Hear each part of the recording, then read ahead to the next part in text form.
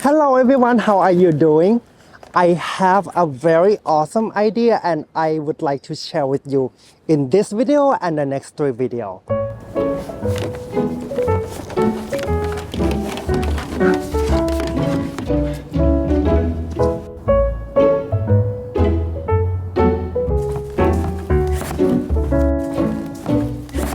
I have been making a list of the best cut flowers for home garden.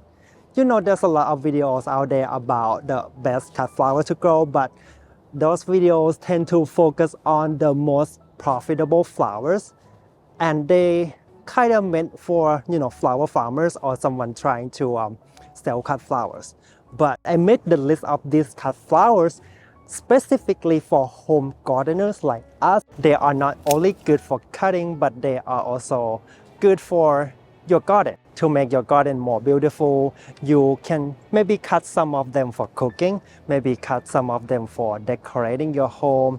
And more than that, they are practical for home gardeners who don't have the infrastructure and the deep knowledge about growing the flowers like the flower farmers. In the video this week, I am going to share the top 5 spring cut flowers, and next week I'm going to share the summer flowers, and then the next week is going to be fall and then winter.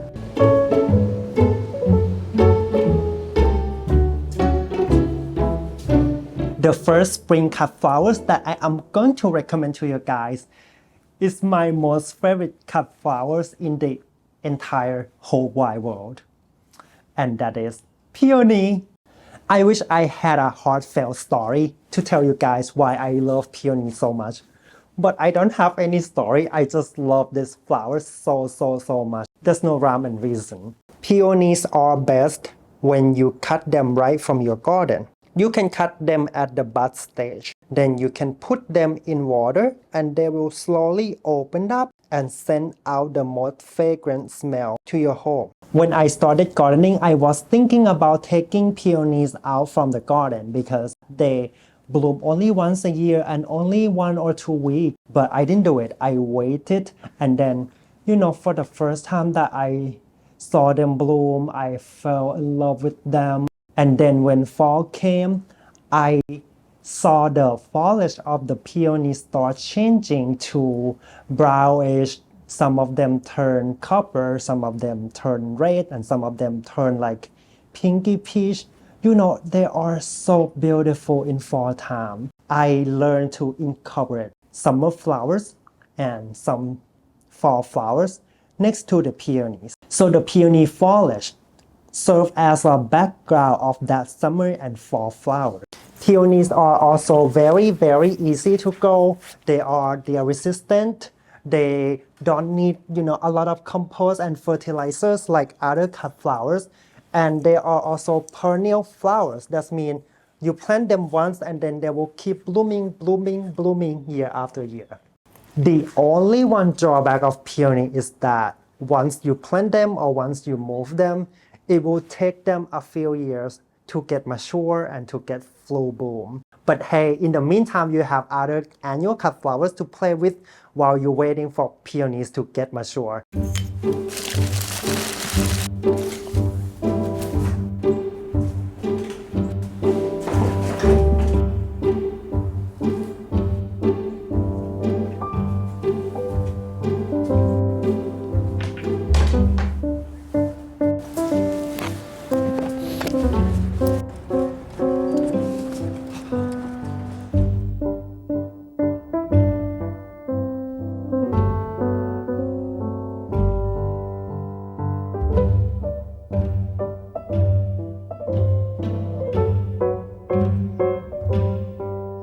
Tulips is the next spring cut flowers that I would recommend you to grow because they are the easiest cut flowers that I can think of. You can just bury them in the ground in late fall or winter, and then they will bloom beautifully in spring.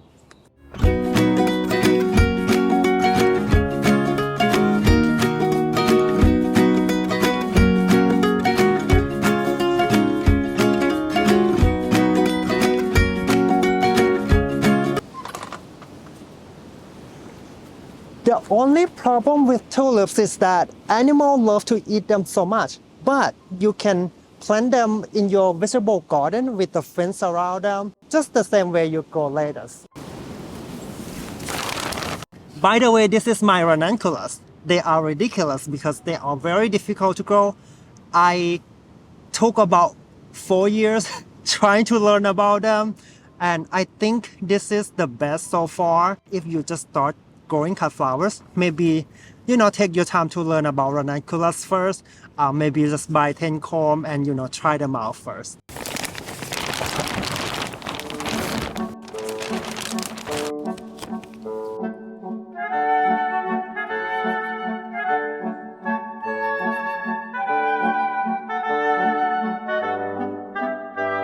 Guess what? I messed up my microphone. So what I was saying is that I plant about half of my tulips in my vegetable garden and about maybe 10 bulbs or 20 bulbs right there, and then 10 bulbs in that garden, 10 bulbs in this garden, and on that garden by the house I plant about maybe 30 or 50 bulbs, and on the other side about 10 bulbs. So this way, choco ball and choco chip get confused, because my tulips are all over the place. But if I plant all my bulbs in one spot, choco ball and choco chip going to have like a fancy buffet for them, and they're going to come and eat, all the tulips in just one spot. Another reason why I recommend tulips to you because by Easter time, tulips will become handy. You can cut them to decorate your home for, Easter party, or you can leave them in the garden for garden party. Or if you are going to your family or your friend's home, you can cut these tulips and arrange them, or maybe put them in a beautiful vase and then give to the host.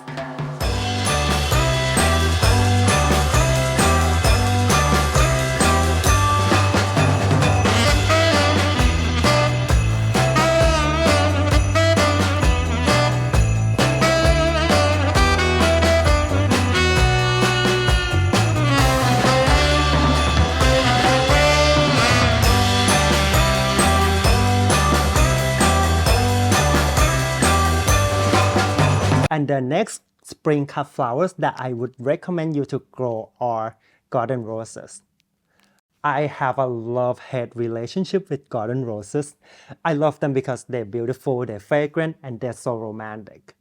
But they are so painful. However, it doesn't matter to you because you are not going to cut them and arrange them every week like me. You're going to cut them once in a while, and most of the time you're just gonna leave them in the garden. Garden roses are fragrant unlike commercial roses. That means when you give them to your friends or your family, and when they are trying to smell them, they will not be disappointed. In addition, garden roses that are grown in your garden are edible because you don't use any chemical, herbicide, or pesticide. Some garden roses will bloom 2 times a year in spring and then again in fall. And some variety can bloom like 3 times a year, and especially when you take a good care of them. Yeah, I know that sounds a little demanding and not easy to grow, right? That's why I hate them. However, they are not going to die. If they are looking sad or unhappy, you can add a lot of compost on them and fertilizer and, give them a little haircut and trimming. By next year, they will come back beautifully. Fiend, I love you.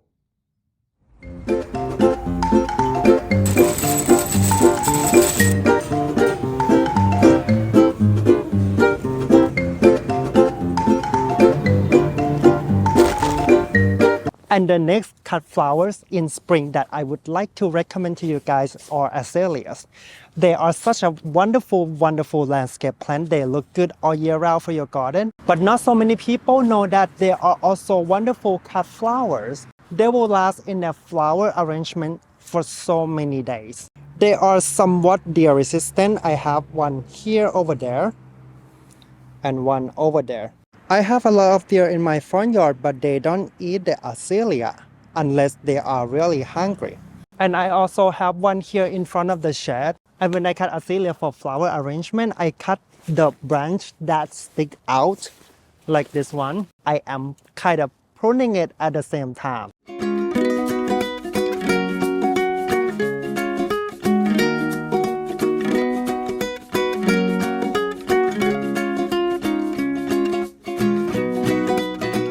And this bush I planted last year, and because of the sunlight and because of the variety, the foliage turned crimson color in winter time. And the foliage really complement my winter garden here.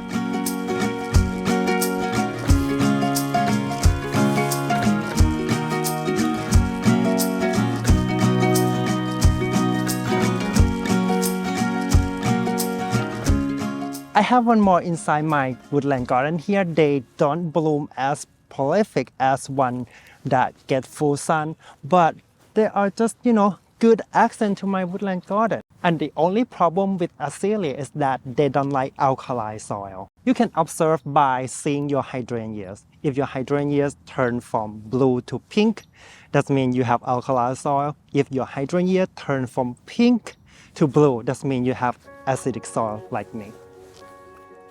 I'm all alone in my hotel room. I'm getting drunk on booze from the mini bar. I wonder what you're up to. I shouldn't call you up, I know your number by heart. I see you wherever I go, and you don't even know. You are the stranger in the corner on the second floor. You're the girl next door.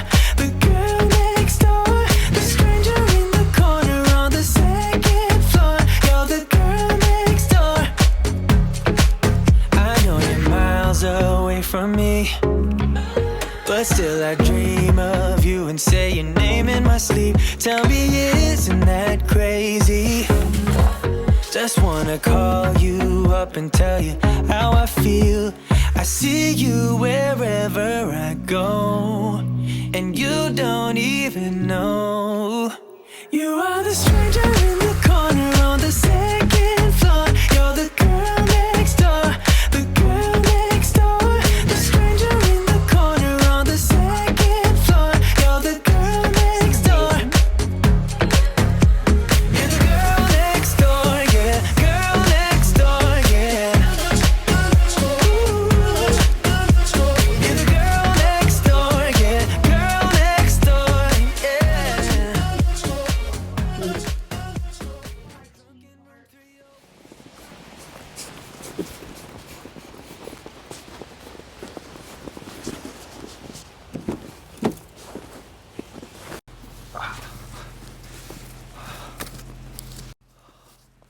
And the last spring cut flowers that I am going to recommend to you guys is bearded irises. It's such a perfect cut flower for you to grow in your home garden because they smell so good, they look so unique and beautiful. And also it's a perfect cut flower for home garden because they are very, very easy to grow. You can tuck them in anywhere in your garden. They don't need a lot of water. They don't need a lot of fertilizer. They don't need a lot of compost. And also they are deer resistant. That's why I am trying to move them to the front of my house so I have more space in the back to grow other flowers. And there's so many colors of irises that you can choose, and also some variety. They can bloom 2 times a year. And guess what? Irises will bloom around Mother's Day, and you can cut them for your mom, or you can cut them for your friends or people that you love who is also a mother. Oh my gosh, it's the most beautiful arrangement. Jason made that. It matches you too. Oh. But I grew them. Oh, it's from both my sons. Yay. Oh, I love you. I love you. Happy.